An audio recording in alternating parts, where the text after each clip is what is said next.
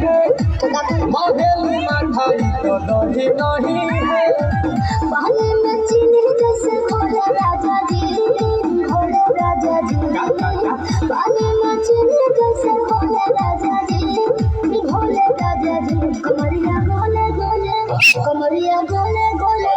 कमरिया गोले गोले गोले गोले डोले राजा जी कमरिया गोले गोले गोले गोले डोले राजा जी कमरिया गोले गोले गोले गोले डोले रानी जी कमरिया गोले गोले गोले गोले डोले रानी जी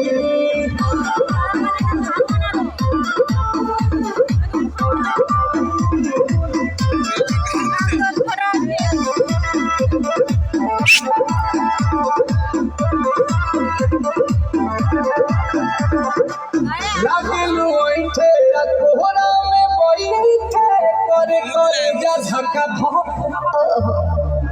कहेलू झूठे की जाला उठे होखेला हमारा कसम सुनाया जी सैया दवा हमरे जी सैया हटाक दिला दो जाके मेरे नजी सैया बातें तो मीठी मीठी बोले राजा जी बोले राजा जी बातें तो मीठी मीठी बोले राजा जी बोले राजा जी कमरिया बोले बोले कमरिया बोले बोले कमरिया बोले बोले बोले बोले बोले राजा जी कमरिया बोले बोले बोले बोले बोले राजा जी कमरिया गोले गोले गोले गोले डोले रानी जी कमरिया गोले गोले गोले गोले डोले रानी जी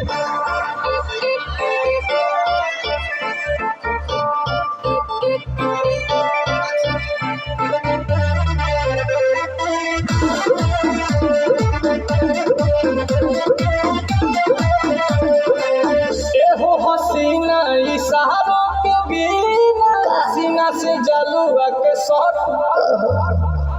होला ए रानी गौर जवानी पानी पिए लुगाटा गौर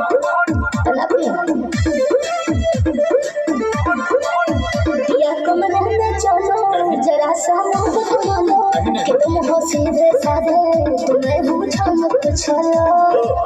आओ पापा तो होले होले राजा जी होले राजा जी आओ पापा तो होले होले राजा जी होले राजा जी कमरिया बोले बोले कमरिया बोले बोले कमरिया बोले बोले बोले बोले बोले राजा जी कमरिया बोले बोले बोले बोले बोले राजा जी कमरिया गोले गोले गोले गोले गोले रानी जी कमरिया गोले गोले गोले गोले गोले रानी जी